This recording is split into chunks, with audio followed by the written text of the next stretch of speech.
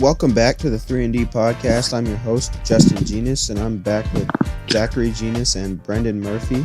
Howdy ho. Heidi ho. Well, okay, on this episode, we're going to be discussing the NBA schedule, the schedule for the 2018-2019 season, the biggest games and the biggest names and the best matchups. We're going to talk about Christmas a little bit, and maybe at the end we'll talk about how we think the schedule could be adjusted or changed.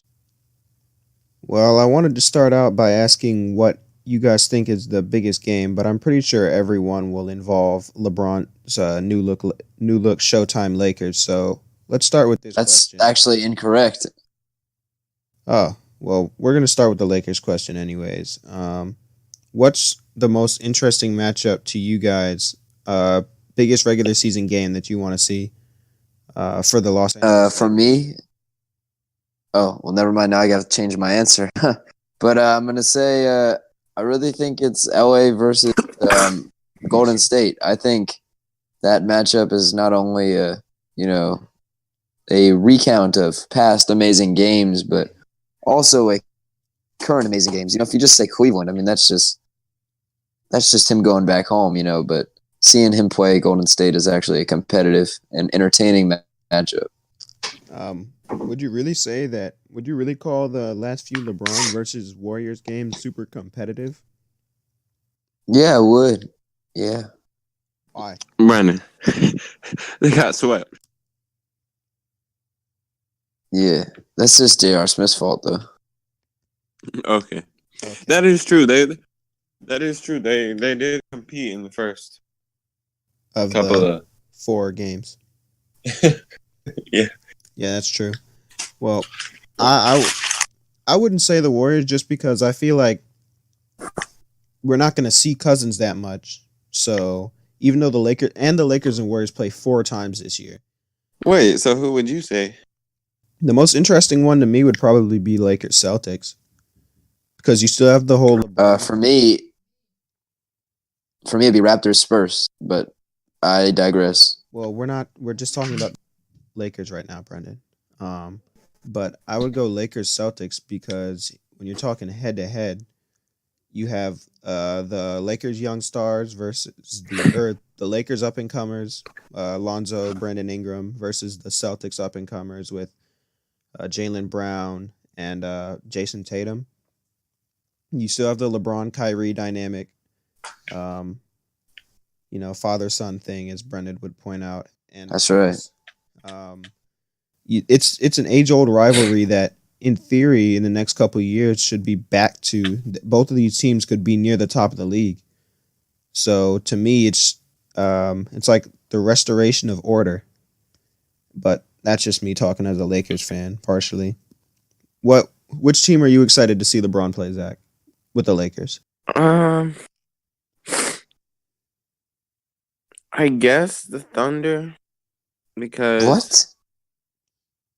And here's why. They're the only team. I mean, like in a world where the Warriors just go down, like they get injured or something. The Thunder are the team that I can see posing a threat to the Lakers in the playoffs in the West. You don't see the Rockets. So you think? Hold up. Maybe the Rockets. It's the Thunder or the Rockets? Because I forgot. Actually, I forgot about the Rockets. Maybe because they were so like. Well, actually, they weren't bad, but they did pick up Melo too. So yeah, maybe the Rockets too. I'm thinking more about the playoffs. Oh, all right. So because the Lakers would be a playoff team now. Mm-hmm. Yeah. Let's clear that up right now. You guys, we're all in agreement that the Lakers are making the playoffs. Some people are talking like they won't, but do you guys think there's any chance the Lakers would miss the playoffs? No, there's no chance. Nope. There's no chance. There's no chance they're below a 5th seed either. Yeah. Well, and we can get into that more when we start our season previews and predictions, but I just wanted to address that because I think it's ridiculous that people could say that these Lakers won't even make the playoff. So now that we got the LA Bron Lakers out of the way, what games do you guys think will be besides their LeBron's reunions and matchups? Do you think will be the most interesting based on narrative and competitiveness? If it was up to me, I'd probably pick the Thunder versus Rockets. I'd forgotten about this one, but that's actually a reunion for Melo. And I think he's really going to feel like he has something to prove because, as we all know, following last season, his stock really went down around the league. Everyone says that putting Melo on your team makes you worse, and the Thunder got better, addition by subtraction. So not having him. And that's obviously that'd be the biggest reunion besides him with the Hawks. Because he did so much for that franchise. And they seem to keep joking about it too. Yeah. In my opinion, it's the Raptors Spurs matchup Right. just because of the summer kind of drama with the Raptors doing what they did to DeRozan. It's a similar thing, not to the same extent, but a similar thing to the Durant leaving the Thunder in some ways. Even though not that DeRozan it's is my favorite matchup or anything, but one other matchup just to look out for is the Sixers Celtics matchups with Gordon Hayward. You know, a team that we haven't even seen complete together since Gordon Hayward joined, and those are obviously the two teams in the East to look out for. So I think that's true. something You want think to about. LeBron's absence, who's going to be Yeah, and when you taking over. When you think about it, the Celtics, that should actually scare Sixers fans a lot because their rookie, right on schedule, is injured, so they didn't really get much better this offseason. However, the Celtics got better simply by being healthier. They beat the Sixers pretty handily in the playoffs without Kyrie or Gordon Hayward. So maybe this gap between those two teams isn't quite as close as we thought. One might think going into this season. But I want to talk about that Raptors-Spurs matchup a little more. Do you guys think that the matchup holds the same weight if Kawhi is not playing? No, not even close. No. The whole idea is, you know, who won the trade, and I think you can case for either side right now. So, and who do you? We obviously know that DeRozan will get cheered when he goes to Toronto because unlike the Durant situation, it wasn't his choice. He got stabbed in the back. Kawhi may or may not be cheered. I don't know how San Antonio rolls. Yeah, I'm betting on Bood personally. I think the way he handled this summer with all the smoke and mirrors and the reports from that mysterious uncle drew a lot of animosity from that fan base. Zach, you're the tiebreaker here, or maybe what do you got? Booed or cheered? Oh, you said Kawhi? Yeah, in San Antonio. I'd say probably cheered. You think he's going to be cheered? It might be indifferent. Why were they booing? Because of the way he sort of. Oh yeah. Yeah. Might be indifferent. That's true. Also, folks. All put on their do their best Tim Duncan impersonation. I mean, actually, when you think about it, they are at least the ones who go to the games. He's probably going to be booed. Yeah. I don't know, because he did make that statement thanking the San Antonio fans, but it felt so, you know, forced. It didn't feel like it was organic at all. Yeah, it's yeah. Did he even? I don't know. Was it just like a tweet or something, or did he actually make a statement? No, he actually made a statement, and they noticed that he hadn't said a word about the Raptors or wanting to stay. When I was in Toronto last week, actually, I got some insider information, and while I was there, I read the newspaper, and the headline was talking about how he has not even mentioned a word about Toronto, hasn't even said Toronto, and hasn't spoken to Kyle Lowry, the premier player currently on the Raptors, barring Himself. Kawhi, obviously. Yeah, it's interesting. See, this is why you listen to the 3&D podcast. We have insider information straight from the newspaper.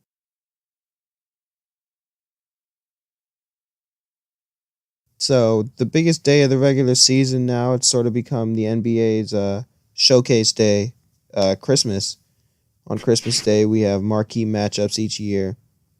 And this year is no different. We have the Knicks. We start the day out with the Knicks and the Bucks. Then we go to the Thunder and Rockets. Then we have Sixers, Celtics, Lakers, Warriors, and Blazers, Jazz. The Jazz getting their first Christmas Day game in a long time. Trivia, NBA trivia here. Do you guys know the only team? There might be two, but off the top of my head, I can think. Can you guys name a team that has never played on Christmas Day? No, I cannot. The Detroit Pistons. I believe they have, but the Kings have never played on Christmas Day. I know the Pistons have, actually. The Kings have never played on Christmas Day. But Andres would be sad. Yeah. But Is that because they're bad? yes. And new. For an NBA team. But mostly just because they're bad.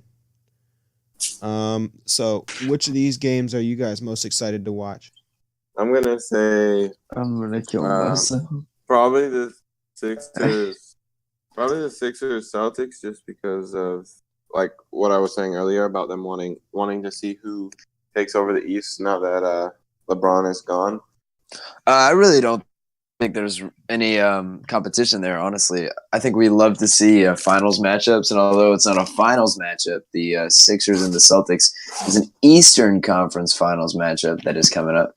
And I think you look across the board there, it's interesting because the Sixers, actually, their strengths are coming from small forward and center, or point guard, I guess, if Ben Simmons is a point guard. But if you want to consider him a small forward, those are two areas that the Celtics aren't lacking in, but maybe aren't their stars. I think they're going to put Gordon Hayward at the 2. Oh, so you're going to see probably if you're going to play Jason Tatum at the 3. So you're going to see Kyrie and Gordon Hayward playing the 1 and 2, and then you're going to see Ben Simmons and Joel Embiid probably playing the 3 and the 5. So it's just nice matchups across the board. You're probably going to see a lot of offense and not a lot of defense. And although that's not necessarily the best way to play basketball, it's pretty fun to watch. So that would be exciting, and maybe a preview for the Eastern Conference Finals this year. Well, I think I'd agree that it's probably the best, most competitive, and most important matchup. That game will actually have playoff implications most likely, because they'll be duking it out for the top spot in the Eastern Conference, even in the regular season. And I forgot to mention earlier, the Sixers do have one secret weapon, one guy that wasn't playing in their playoff matchup, and that's Markelle Fultz, who is a big question mark, no question. But if he develops and we see the same Markelle Fultz that got him to be the number 1 pick, then all of a sudden the Sixers have this sort of James Harden-like player, comparable to Harden's role on the original Big 3 Thunder. Zach, would you say, why is this Celtics-Sixers matchup intriguing to you? If we're just talking about which watch, I love to watch Golden State play. I don't know how it's this year with Cousins or how much he's even going to play at that point, but I love to watch Stephen Curry play, so I'll probably end up watching that game with the others on Christmas Day, if I watch any.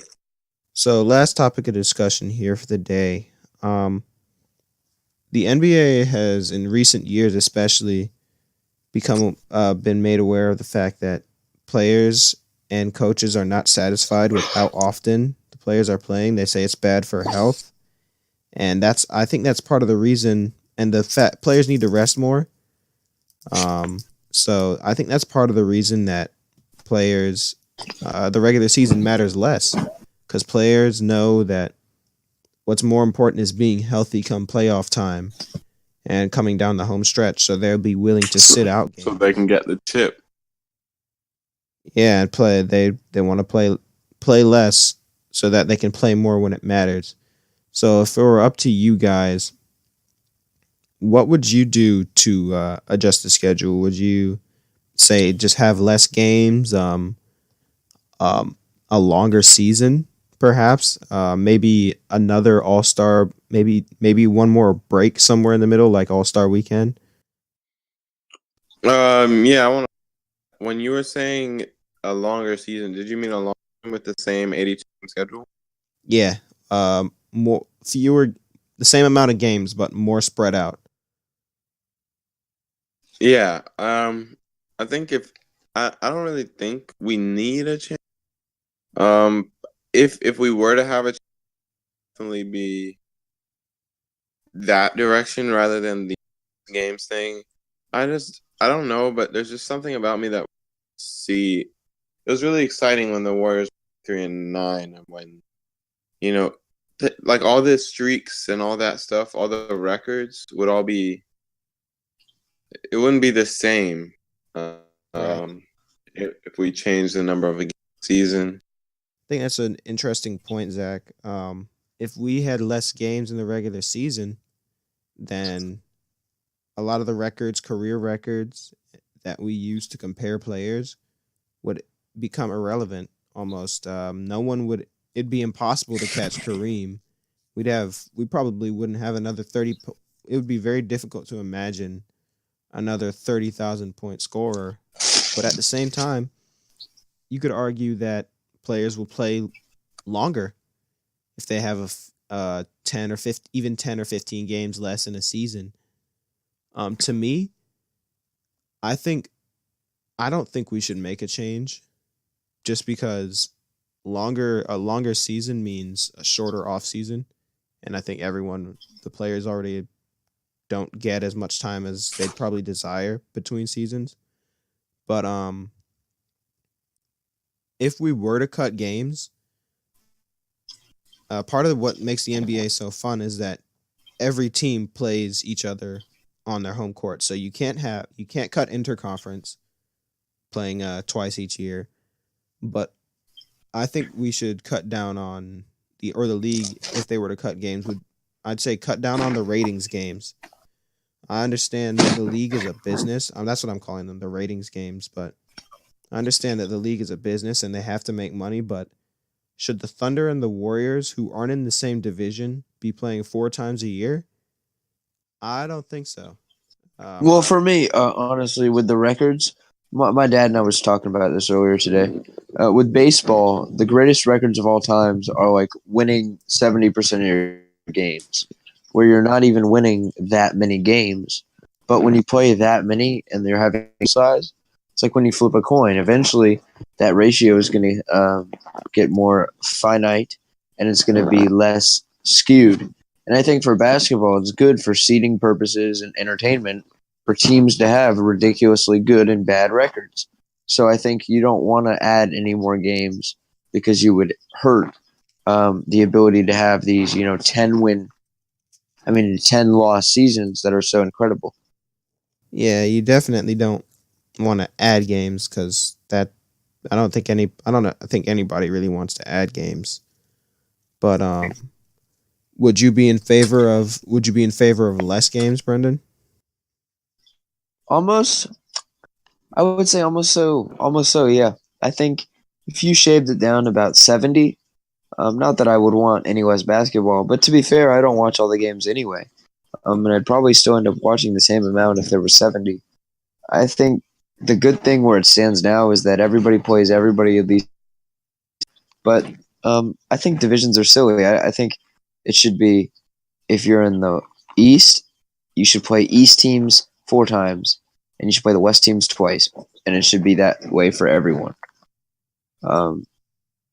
But I believe that if you shave it down, the games mean a little more, and you're going to get more interesting records where at the end of the season, teams are really competing to get that seeding spot. As it stands right now, I mean, 1-8 and 2-7, it's really not a big difference, especially not in the West where everybody's really good. So I think you really want to make more valuable games, especially late in the season. Yeah, that's an interesting solution. The 4-2 there, because I just did the math. That's 70 games in a season, which would be more reasonable, and it would decrease the amount of back-to-backs or 3-4s or 4-5s even that players. And it makes sense. It gives you a reason to have a conference, or else you could just put all 30 teams together. Well, I just thought of this. I thought the last segment would be the last one, but the previous segment would be the last one. But I just thought of this question. Quick answers, guys. 2 sentences. Who would you all pick if you could watch one team all 82 games? Who would you pick this season? And you can't choose your current favorite team. Brendan? Oh, well, I guess 2 sentences. The Lakers. That's my answer right there. And I think it's not really a question in my mind. LeBron James, to me, is the most fun player to watch that I've ever seen. And I never got to watch a Jordan or anybody like that. So LeBron is really the guy that I've gotten to watch. And he's the one guy that I can support no matter what team he's on. And I can always enjoy watching him no matter who he's playing or who he's playing with. His game just is so fun to watch, and it's such a inspiration for basketball players because he is truly the curator of the sport. Zach, yeah. I'm going to go with Golden State Warriors because... But that's your team. That is not my team. My team. No, he's a Heat fan. But his favorite player is Stephen Curry. But Steph Curry's on the Golden State Warriors. So well, I think of the week. You've made it pretty clear why you'd want to watch the Warriors. Besides the Lakers, I would have to pick the Thunder. Russell Westbrook is, to me, the most exciting and explosive player to watch, not named LeBron James. And I really feel like that team will be much more competitive this year. And it's part of the reason they're interesting to watch is because they're not nearly as dominant as the Warriors. So you're going to see ups and downs, highs and lows. And it'll be interesting to watch and see if any drama unfolds this season without Carmelo in the lineup. Well, that's it for the 7th episode of the 3&D podcast. I hope you guys enjoyed it. First and foremost, I want to give credit to Hazy Designs for the thumbnail. As usual, he did a great job, and he's really great to work with. His prices are fair, so if you're interested in getting thumbnails made for any projects you might have, I would give him I'd give him a DM him on Twitter, and his link will be in the description. As far as new content goes, I know it's been a while since we posted, but I've been hard at work on our first scripted video about super teams. Hopefully, I'll be able to get that up this week.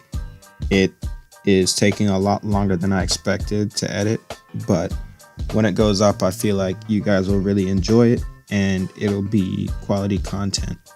So hopefully you'll see that soon.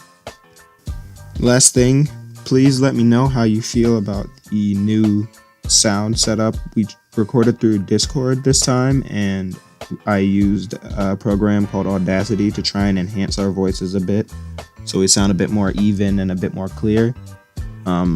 There's some noise in the background and a little more audio cutting because of connection issues, but hopefully that will be solved next time we do this. And I think that covers everything I wanted to say. So thank you so much for listening. Let us know down in the comment section what your favorite matchup is. I know we missed the Celtics-Warriors matchup that I actually used for the thumbnail of this video. That'll be a great game whenever we see it again. Seeing both of those teams fully healthy, hopefully. Finals preview. But I'm going to sign out. Adios.